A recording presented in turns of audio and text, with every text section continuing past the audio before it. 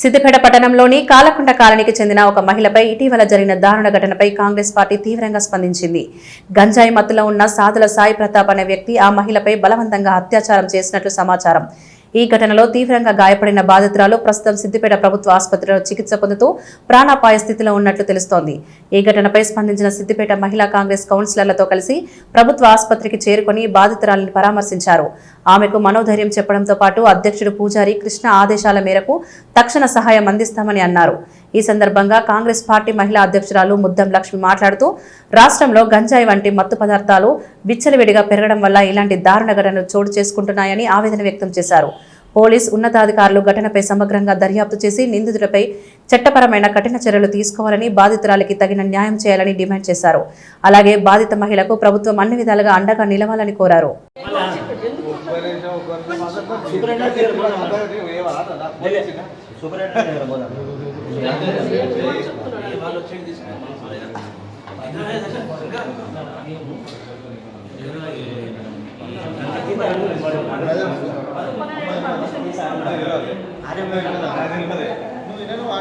కాండ్లగుంట కాలనీలో తాటిపత్రి శ్రావణి అనే అమ్మాయి మరి గతంలో టీఆర్ఎస్లోకి వెళ్ళి కాంగ్రెస్లోకి వచ్చిండు.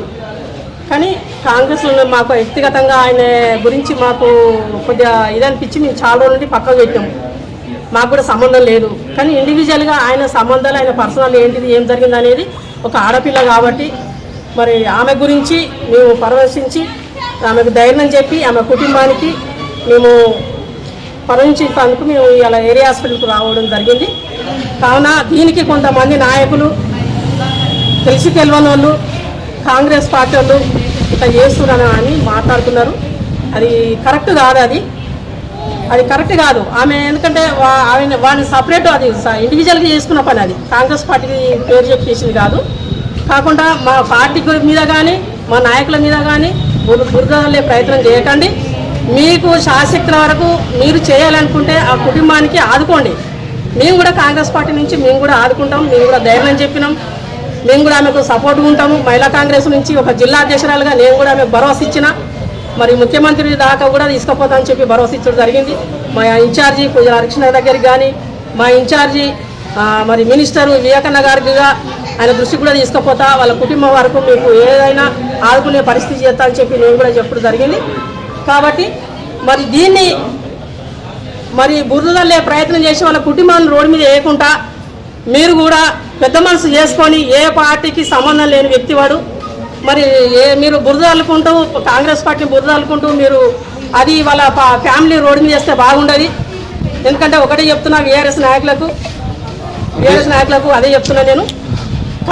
బీఆర్ఎస్ నాయకులకు ఏం చెప్తున్నా అంటే మీరు కూడా ఆదుకోండి. ఒక ఆడపిల్ల, చిన్నపిల్లలు ఉన్నారు, మరి దాని విషయంలో ఆదుకోండి. కానీ మీరు కాంగ్రెస్ పార్టీ అని బురద అల్లుకుంటా మీరు ఇవన్నీ చేసుడు అది కరెక్ట్ కాదు.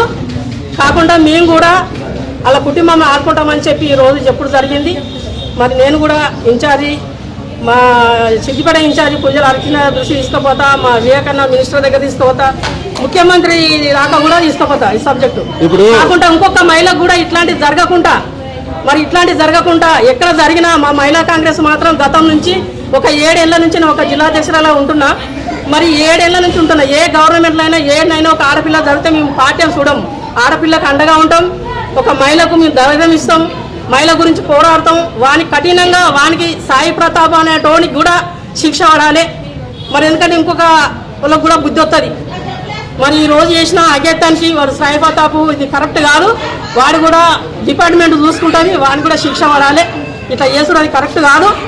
కాబట్టి ఇలా ఇవాళ మా నాయకులది కానీ మా పార్టీది కానీ ఏమీ అంటలేదు.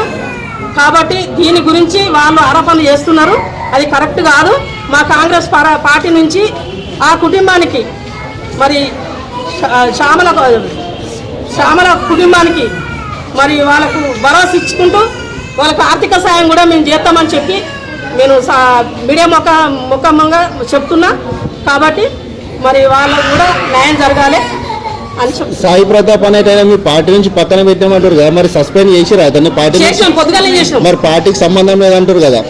అంటే సంబంధం అంటే 5-6 నెలల నుండి మేము పక్క పెట్టినామండి. ఆయన ఎన్ఎస్సీనే కొనసాగుతున్నాడు కదా. ఆయన కొనసాగుతున్నాడు. మీరు ఎక్కడ చూడండి. ఈ రోజు నిన్నటి రోజు సస్పెన్షన్ నిన్నటి రోజు వచ్చింది కదా. సస్పెన్షన్ ఆర్డర్ ఈ రోజు వచ్చింది ఈ కదా. రోజు వచ్చింది. ఈ రోజే మేము సస్పెండ్ చేసినాం. మాకు నిన్న సాయంత్రం వరకు కూడా నాకు తెలియదు ఈ విషయం. నిన్న ఆల్రెడీ జరిగి కూడా 24 గంటలు గడుస్తున్నది. కత్తులు కట్టుకొని మాకు నిన్న సాయంత్రం 8 గంటలకు మాకు సెట్ అయింది. సస్పెన్షన్ ఆర్డర్ ఎప్పుడు ఇచ్చారు మీరు? మేము పొద్దున్న 9 గంటకే ఇచ్చేసాం సస్పెన్షన్ ఆర్డర్. బాధ్యతని శిక్షిస్తారా? శిక్షిస్తాం 100%. కంపల్సరీ. ఏ మహిళకి ఇలాంటి పరిస్థితి రావద్దు. నేను కోరుకునేది అదే.